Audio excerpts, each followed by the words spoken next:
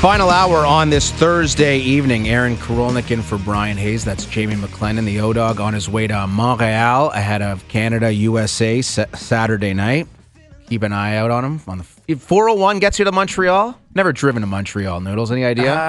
I feel like I've driven there once. I can't remember how to get there, though, but I think you go the other way, don't you? I don't know. Yeah, I don't know. I have no idea. I have no concept of anything. But I don't know. Driving there, Duthie with the private jet. I would have tried to find a way onto that. But that game will be special on Saturday. Last night, of course, very special for Canada. They beat Sweden 4-3 in overtime. Mitch Marner scores the winner. But I think one of the craziest things associated with this year's Canadian team, Jamie, is the fact that they have 3 guys from Nova Scotia. There's 12 players in the NHL from Nova Scotia.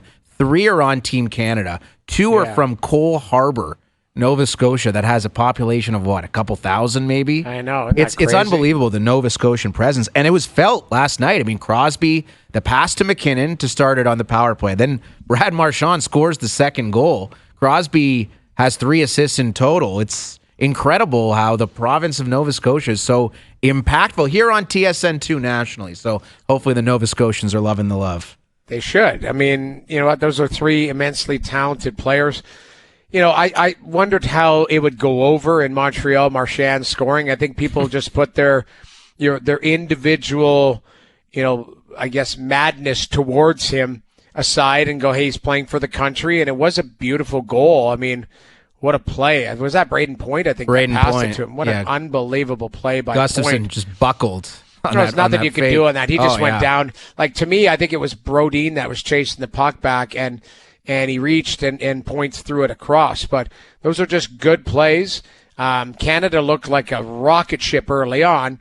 And then I think Sweden got going, and that's really what it was. Sweden was able to be patient, get their game going. I didn't think William Nylander had his ace stuff last night, for Sweden. But you look at the big picture, they got a point out of it. So we'll see. Now they still kind of have their nose stuck in it. If they can win two more games, they'll be in the finals. I mean, they're a good team. I wouldn't sleep on them.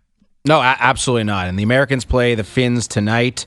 I think the expectation is the USA takes care of business against a injury-ravaged Finnish defense, but we'll have to wait and find out at 8 o'clock. With regards to Crosby, the 26 straight wins internationally for Crosby, the 22 straight wins with him as a captain. That's unprecedented. And John Cooper, the coach of Canada, came out post-game and said this: "It's no coincidence his record while wearing a Canadian jersey. That's not a fluke. He will go down as the greatest player to ever represent his country. If not, he's on the Mount Rushmore for sure." I think this is an interesting debate because you think about, I don't know, like, Guy Lafleur or Gordie Howe. They didn't play best on best back then, right? So They didn't have the opportunity to represent their country at the highest level. But Crosby, seemingly every single time he is given that ability, he dominates. He was the MVP of the World Cup in 2016. Of course, the golden goal back in 2010.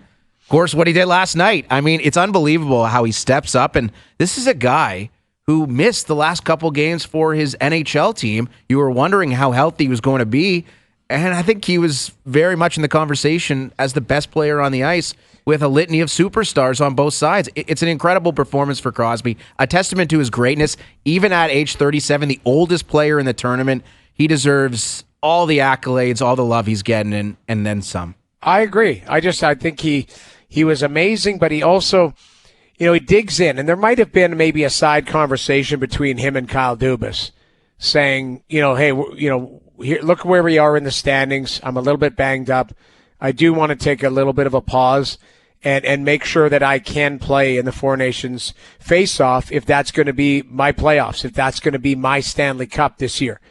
And, Dubas being in management, it's kind of a rock and a hard place for him because he's in management for Team Canada, but he's also the general manager of the Pittsburgh Penguins, and he's trying to get that team into the playoffs. So I think a lot of these conversations behind the scenes would have been pretty unique to have a guy like Crosby. Can you play? Can you not play? I'm a little bit banged up right now to not play the last couple Pittsburgh games, but I'm not missing the Canada games. That's probably a tough conversation to have with Kyle Dubas.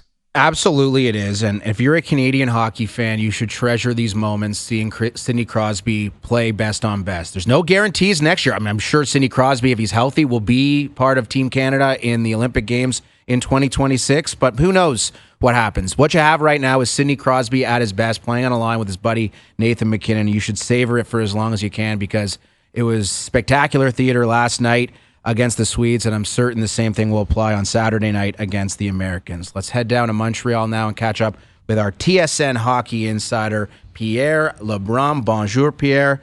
Ça va?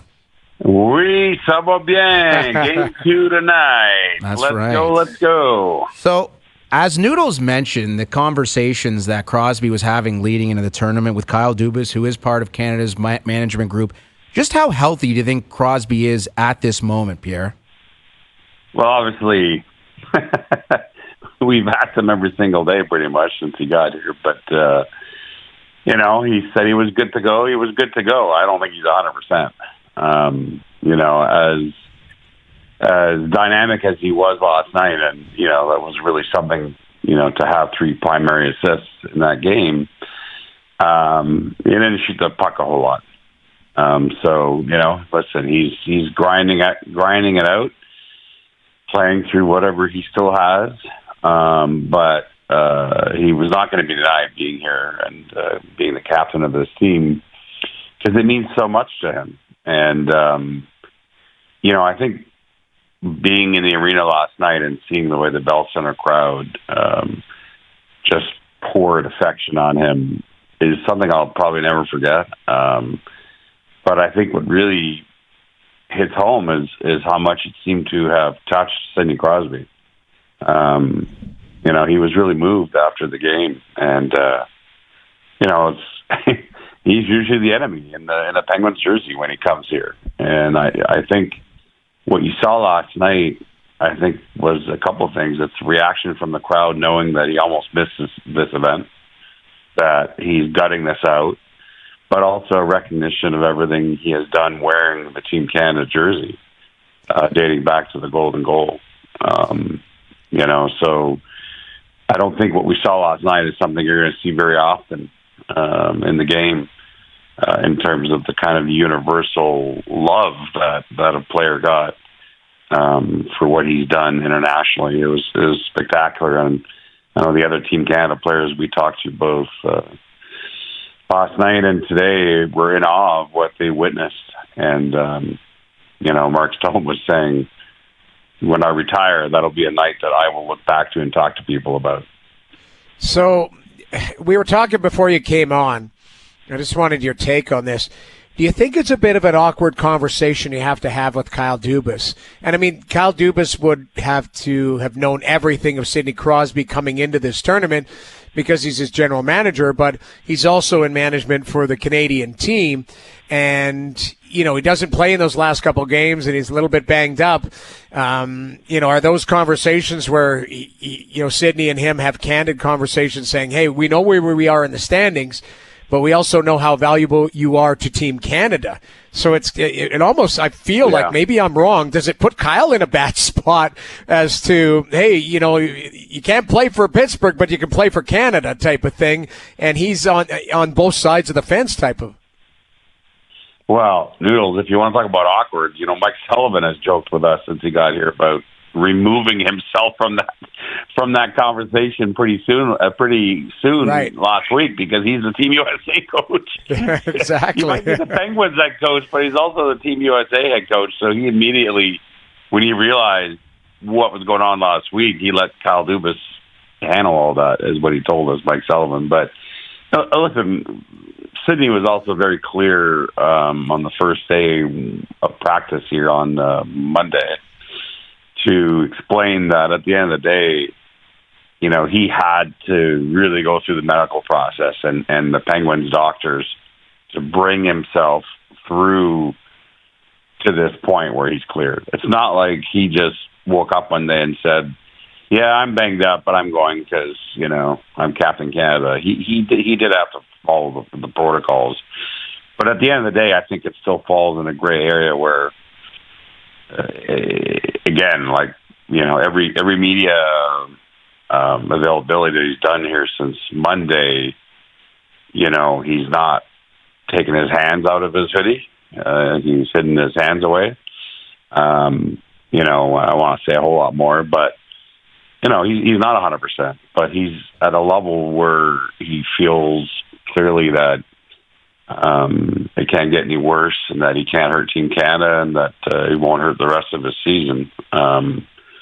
And I'll just mention the elephant in the room, but the Penguins also aren't really going anywhere after the break. I mean, Crosby would hate if I mentioned that because he's the ultimate gamer and he cares about that franchise a lot. But, what Quinn Hughes had to weigh with the Canucks sitting 8th in the West is different than where the Penguins are headed in the East, to be fair. So, Pierre, a big story emerging last night was the injury to Shea Theodore, who suffered a wrist injury. He's done, and it sounds, according to Chris Johnston on Twitter, I'm sure you're well aware of the situation, that the Canadians have called Thomas Harley to Boston as its standby D in case of emergency. What can you tell us about that situation? Yeah, it's been a long day for Team Canada because I think what Team Canada would like is for that player to be able to be part of things once everyone joins up in Boston on Sunday. But last I checked a few hours ago, the league has maintained that Canada's 7th D can be in Boston but can't practice or even be with the team, really.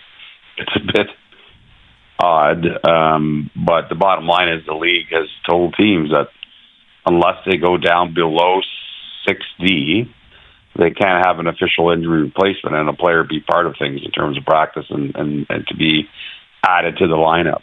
So I think it's been a bit frustrating for Team Canada. I think they've tried to work the process today and push back and see, if they can have the player join and be part of things, but it doesn't appear so at the moment. So who knows? We'll see. We'll see what tomorrow brings, I guess. Where are you at with the goaltending? I mean, I was waiting. I don't know if you had the liner already written, when Binnington gives up a couple and all of a sudden it's 3-3.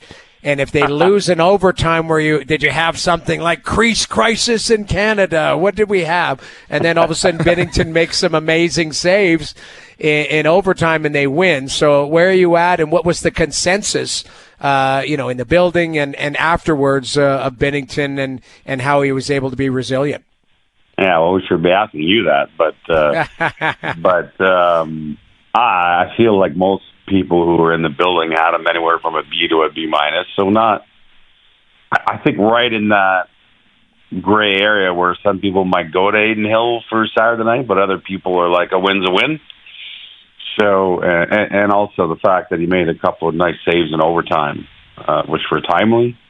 Listen, it's delicate whenever John Cooper is asked about this, but he's been asked about his goaltending numerous times since Monday, John Cooper's already done like about 6 media availabilities since Monday, and he's been asked about this a lot. And he's then surrounded by being very consistent in his answer, which is that, the team in front of him is part of the equation. And what Team Canada has, where they've come from on this, whether they go to Binnington or Hill or how they pick their goalies, is that they never intended for this event to be about the goalie saving the day.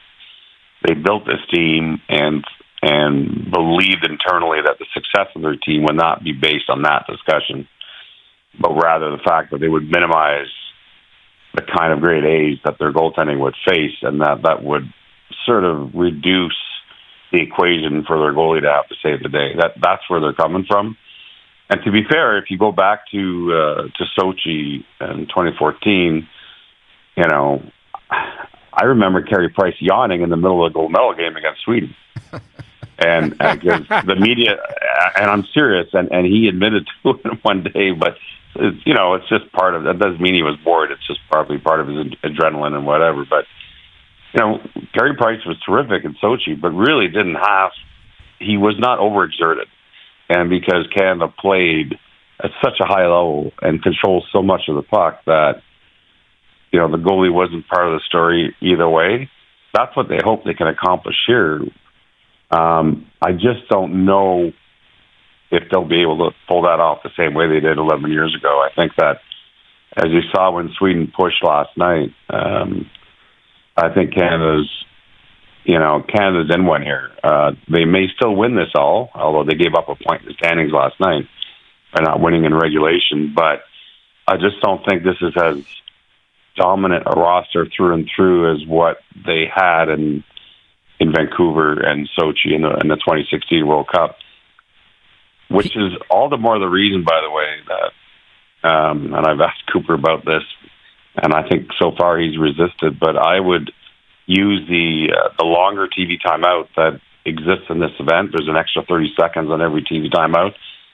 I'd be getting, McDavid, Crosby, McKinnon, his 4 or 5 best players. I'd be rolling them over the boards more often than not, and making them be the difference in this event, because I think they need a top-heavy approach to win this.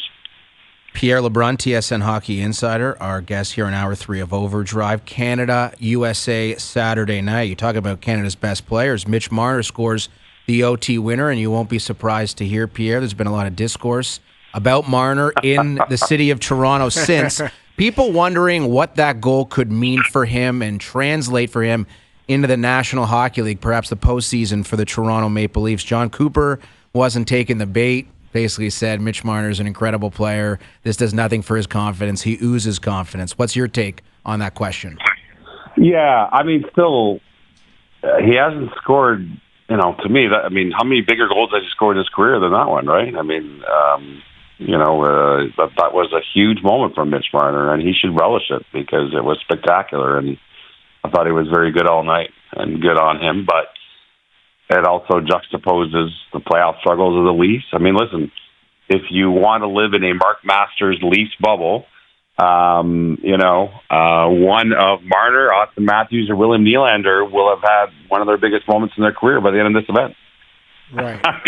One of those 3 teams, all due respect to Finland with all their injuries on defense, but one of those 3 Leafs is winning this all, and that will be one of the great moments of their career between those 3 guys. So that's just the reality of it. And hopefully for whoever that is, they use that experience and bring that into the playoffs for the Leafs this spring. But I think what John Cooper and other Team Canada players have said here over the last few days is they feel that some of the criticism that Mitch Marner has had coming his way, living and playing in the Toronto bubble, is somewhat unfair. So you've heard a lot of Team Canada players kind of come to his defense, and that was even before last night's overtime goal.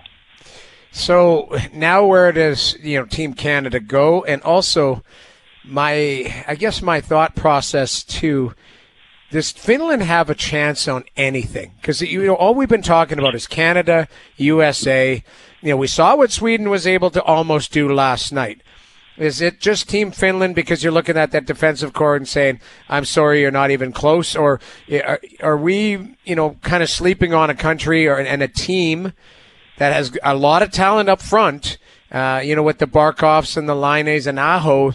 Are we sleeping on them and Rantanen that they could maybe surprise the world here and be a lot more competitive than we think? Well, no one has gotten used to surprising people, Noodles, in international hockey. I've had the chance to cover a lot of international hockey in the last 30 years. Finland is the poster boy for gotcha. You slept on us. We got you. That's who they are. And they've talked about that a lot here this week, that they love the fact that everyone's already counted them out. Right. Because of their blue line injuries. But I also think you have to be realistic. Losing Miro Heiskanen in particular is just, that's equivalent to Canada losing Makar. Like you just don't replace Miro Heiskanen. And to the point where, Finland is rolling out 5 forwards on their first power play unit tonight against the U.S. That's where their trust level is with a lot of their D options. They're going to have Barkov play the quarterback position at the top of the power play. He says he's comfortable doing that, but it's still, actions speak louder than words. It tells you how the Finnish coaches are concerned as well about their injuries on defense. Having said that, I know the sort of unofficial game plan within the Finnish ranks is to just try and survive at 5-on-5 against the deeper, more talented U.S. team tonight and strike on special teams if they get a power play opportunity. It's really the reason Patrick Laine made that team. There was internal debate, I think, in the Finnish management ranks about whether or not to take Laine just because he's missed so much hockey the last couple of years. But his ability on the power play to make a difference in the game is why he's on there. So they're hoping to capitalize on the power play, try to survive 5-on-5. Alexander Barkov is going to be matched up, I think, a ton against Matthews. But the other part of the equation, Esa Lindell, who's, sort of last man standing to some degree, but him and Mikkola from Florida, they're going to play a ton on the back end because they have to. And they too, I think, will match up against Matthews. So that's the matchup. I think that you should never count out the ability that Finland has to come together under their flag and surprise people. But I will also say that I truly believe this in saying this. I've had the honor of covering best on best in every event dating back to Salt Lake City in 2002. This is the best U.S. team ever assembled in hockey history. This is the most talented U.S. team I've ever seen. Having Dylan Larkin on the fourth line wing should be all you need to know about how deep USA is. It'll be fun tonight, USA, Finland. I imagine you'll be in attendance, Pierre. Enjoy that, and we'll talk to you again next week. On my way there right now. Beautiful. Right on. Beautiful. All right. Thank you for the time. That's Pierre LeBrun, TSN Hockey Insider. A little bit of a growl in the voice, Pierre. Wonder what he got up to. Listen, Montreal He's a can professional. do that. He is a professional. Dave Naylor Noodles taught me early in my media career, work hard, play hard. I think Pierre LeBrun embraces that more than anybody. Nothing wrong with that. The problem that I had is early in my broadcasting career, I did not have the luxury of doing a show at 4 p.m. So, getting on air at noon is a lot different. So I there's a drop of me saying you never know or whatever. That was, I don't know if JP can play it. He probably has it ready. We it's play coming it very all shortly. the time. But it honestly, that was after a late night, early morning, and then I showed up at the studio and did a noon show saying you never know. I mean, that voice was not good.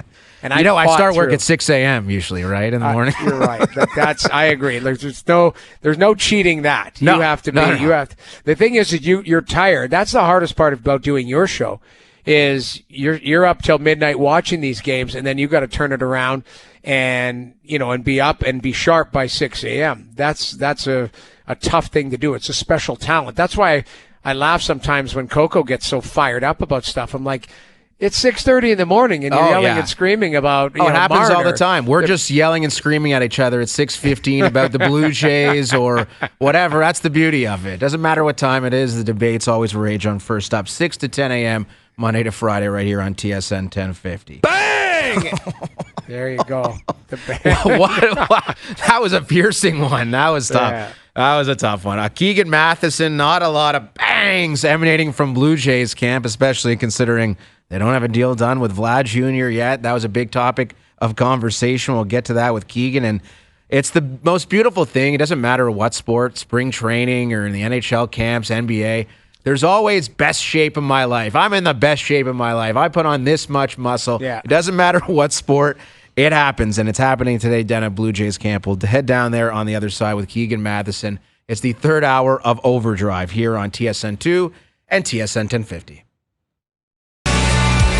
Hour 3 continues here on Overdrive Thursday evening. Aaron Korolnek, Jamie McLennan, the O-Dog on the way to Montreal ahead of Canada, USA Saturday night at the Bell Center. That should be quite the spectacle, as was today down at Blue Jays camp, the opening of pseudo-training camp, I guess you want to call it. Pitchers and catchers reporting. Monday is the official start of camp for the Jays. It's also the official drop-dead date for Vladimir Guerrero Jr. and his contract negotiations. Vlad has been on record saying, I don't want to talk about my contract as soon as we enter spring training. And we'll see if that results in a deal. Noodles, as you're well aware, as a pro athlete, deadlines per action, but we only got a couple days to go here.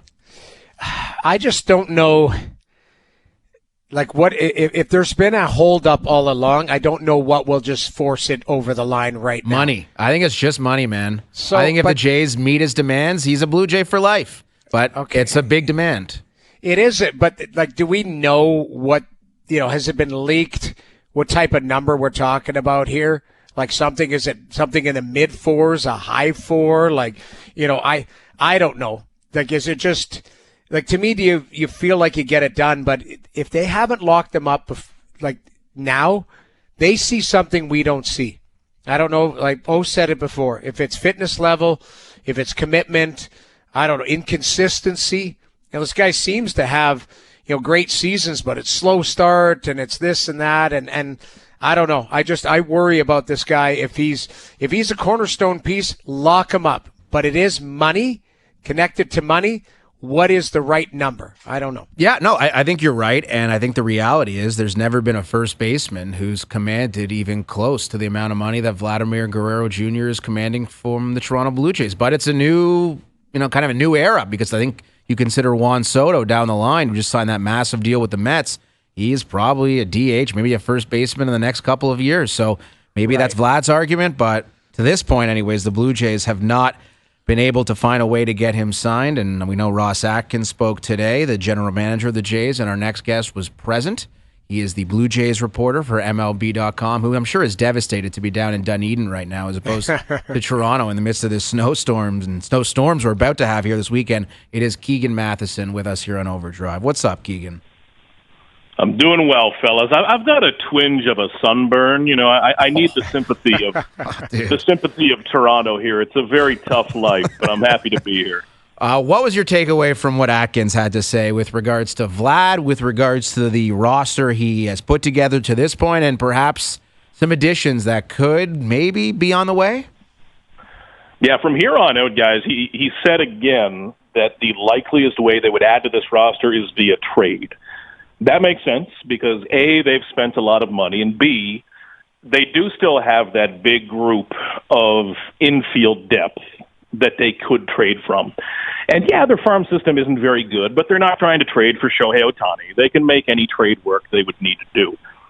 When you look at the rest of the roster, guys, I think the surprise for me was that he singled out Alan Roden, who is an outfield prospect, but he's going to be the guy you hear a ton about all camp. I've been in 1,000 Ross Atkins scrums. I know how he answers questions, and as that was being asked, what's a prospect you're excited to see? I could mouth the words to his answer. I'm excited to see everyone. I'm excited to see this guy, that guy, that guy, that guy. But instead, he singled out one player, which, for me, I'm thinking, thank God that's an interesting answer. And it certainly highlights a player you are going to see a ton in spring training. Every camp has a prospect darling. This one is going to be Roden. But Vladdy, obviously, guys, is the big one. Now, Ross Atkins did not say much. I didn't think he would say much. He did not want to get into anything at all about Vladdy. This reminds me, guys, of a couple of years ago with Shohei Ohtani and that big pursuit where the Blue Jays just decided, man, we're not going to talk. And they didn't. I don't think today matters. I don't think tomorrow or the next day matters. If anything happens, it's going to be on deadline day. It's going to be 4 days from now. And if that passes, yikes, we've got a troubling conversation to have about this team. But I think it'll go right up until that. And I think having a deadline is a good thing at this point because there's going to be a resolution one way or the other, and the mystery will be over. So if you're a betting man or you just were kind of going to gauge if they do get something done, what type of number would you like? Is there rumors or maybe an inkling of what he's looking for, where they're at, or where do you think they could land? Is it something with a 4 in it? Does it get as high as 5? Like, what do you make of this? Probably starts with a 4, guys. I would imagine at this point. Now, the number of years matters, of course, when you break down the annual value. Now, will it be 37, 38 a year? Will he get 40, 41 a year? I'd imagine it would be being discussed in that range. But if Vladdy and the Blue Jays do reach a deal, I'd expect it to start with a 4. And we've seen numbers rise and rise higher in baseball. with Ohtani, with Juan Soto, with some of the pitching deals. Now, Vladdy is not Ohtani, and he's not Juan Soto. He's not. But we're also not talking about $700 million. As those numbers rise, every number beneath them rise up. Jose Barrios today, he joked that Juan Soto was one of the best things to happen to his kids, because by the time Barrios' kids are 20 years old, who knows where numbers will be, right? So I think that number has been a moving target. It's been moving in a way that Vladdy probably loves this last little while. And it is something the Jays have been forced to chase, I believe, because it's certainly been increasing and increasing. Keegan Matheson, MLB.com, covers the Toronto Blue Jays, is our guest. I was looking at FanDuel, big shocker there, Keegan, earlier today, and they had the Blue Jays at 78.5 wins on their over-under. This is a team that won 74 last year with perhaps the worst bullpen we've seen in baseball over the last 10 years or so. What does that say about what we can expect this team to be this season? Do you think they are much improved, a little bit improved, or maybe worse? Well, I tell you, there's a couple of things I miss doing in Florida that I can do in Canada. One of them is looking at FanDuel, baby. Yeah, nice. But well done. When we look at the win totals, the outside perception of the Blue Jays right now, not very good. And in some ways, rightfully so. This is a team that won 74 games last year that has a lot of questions from national media in the U.S. about what's going to happen with Vladdy, how are they going to bounce back. Right now, guys, I still see this as a team that's kind of hovering around that 500.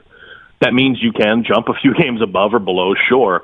But they're a team that's kind of stuck in the middle. And when you're stuck in the middle, the narrative, the conversation around a team can really take some power over those over-under lines on a win total, for example, because nobody's talking about the Blue Jays in an excited way right now. Think back to 2021 and 22 coming off that big offensive year. That's back when the Blue Jays were the sexy pick by U.S. media to be that World Series contender. It was always look out for the Blue Jays, look out for this offense. Nobody really talks about the team like that right now. They can change quickly, but that's just not the conversation around them. They would have to, I think, surprise some people. They, of course, think they can, but that's it's changed, certainly, from the last couple of years. Keegan, I think the Blue Jays could surprise a lot of people, but I don't think anyone would be surprised, even if they did surprise people, if they were still the fourth best team in the American League East. We just saw Boston pick up Alex Bregman, $40 million a year for 3 years. We know what Baltimore is. We know what the Yankees are. Even after losing Soto, they made some great moves to fill that void and perhaps add to it on other aspects of their team. Is there a way you could look at Toronto as anything better than the fourth best team in the AL East right now? Yeah, playing in the East just sucks. It does. No exactly. matter how many times coaches and players tell me we love the challenge, get out of here. You'd rather be in a worse division, I promise. And I think what really makes this division scary, guys, and I didn't think I'd be saying this, I guess, a year ago, but it seems like Boston's really motivated. It seems like Boston has gotten their pride hurt a bit, and they're trying to spend. They're trying to make some big moves. And when you get Boston back into this with some sort of momentum, we know the Orioles are going to be good. You know the Yankees are going to be good and spend. And you know the Rays, at the bare minimum, are going to be annoying. Maybe good, but at least pesky and annoying. It's an exhausting brand of baseball to play. There are not many games in the AL East right now where you can just put in a long reliever in the seventh and enjoy a nice, comfortable win. It just doesn't happen. So for the Jays, I think back to the season I mentioned earlier, that 2021 year. Maybe the best offense we're going to see for a long time in Toronto. Won 91 games and still missed the playoffs on that last day. I don't think you'll need that many wins this year with 3 wild cards. You shouldn't. But it's still the last division you want to be in if you're a team that's kind of on that edge. And that's where the Blue Jays are right now. If they make the postseason, I think it would be in that second or third wild card spot. Playing in the East does not exactly help that. Do you know the timeline of Alek Manoah, and is there any chance that, there's I want to say it politely, a reclamation project there, a guy who could make a comeback, or, it was such a massive drop-off for him. Are the expectations so low for him that we've kind of just moved past him or forgotten about him? Yeah, guys, he should be mid-season, latter half of the season, but he should be back at some point this year. And this elbow surgery, it's not what anyone wanted. There's nothing good, no silver lining. But while he's going through this, I think this could be a good opportunity to just exhale and say, okay, we're starting over. He'll be healthy. He's coming back. He looks good physically, just walking by him at a glance today. And Alek Manoah is always going to be in a good headspace for this, trying to come back. And what I would compare it to, guys, and Manoah's linked to this, I guess, is a couple of years back. Remember when Hyun-Jin Ryu came back late in the season? He made 10 or 11 starts down the stretch. He actually replaced Manoah in the rotation when that happened. If by July or August the Blue Jays need a starter, and they're probably going to, guys get hurt, guys get tired, Manoah could be coming back at a pretty convenient time for them. Now, ideally, they've got multiple options with prospects and somebody else. But at that time of year, to have a guy coming back who at least has a chance to contribute, I think would be pretty encouraging. And I just know that Alek Manoah is going to want to write that comeback story as well. I can really see that fitting with him mentally, and it would be a heck of a story for him at this point, because there was an extreme high and there have been some extreme lows. But he's got a shot to slowly and steadily get back. And I think slow and steady is a good thing for him right now. Keegan, we saw Max Scherzer in a Blue Jays uniform for the first time today. What did you see, and what are your expectations for the 3-time Cy Young Award winner in his age 41 season? It's amazing, guys. I mean, I get caught up in the conversation of, oh, he's 40, 41, his fastball did this, it broke this many. At a certain point, I've just got to stand there today and think, man, this is pretty cool. I was standing there watching from my left to right, Max Scherzer, Kevin Gausman, Chris Bassett throw their bullpen sessions at the exact same time. This is a Hall of Famer. Now, can he give the Blue Jays 20 or 25 starts? That would be great. That would be a great start if he gets up to 120, 30, 40 innings. I think that's a success. And most importantly, he's healthy. Last year, he was coming off of a back surgery. And, guys, if you're trying to catch up out of spring training, even if you're Max Scherzer, it's hard. You're almost always going to lose if you're playing catch-up. Right now, he seems healthy. It looks like he's in a good place to start. And having him around on a one-year deal, I like that a lot for the Blue Jays. Not just based on the reputation, but you are not investing a ton, and I think the upside still is there. And I like what it does for the rest of the rotation, guys. It bumps Bowden Francis down to a 5. Yariel Rodriguez, who walked in with an impressive beard. I need to do more reporting on that tomorrow. Ooh. But he bumps into the into the bullpen. I like the idea of Yariel in the bullpen. I think he can be that guy who comes in with a ridiculous amount of intensity and really cranks it up. And, man, if you are a young pitcher, you better be following Max Scherzer around every inch of that complex. Keegan, I was on Amazon today. I bought some multivitamins, and I also pre-ordered The Franchise, Toronto Blue Jays, a curated history of the Jays by one Keegan Matheson, forward by John Gibbons. Comes out June the 3rd. Really looking forward to that when my order arrives. Any way you could expedite that for me? I'll see if I can grease the wheels there. I think I know a guy, but thankfully Gibby batted leadoff for me, so there's at least something worth reading in that book. But I love it. I'm happy to hear. Likewise. Thank you for doing this, buddy. Enjoy your time down in Dunedin.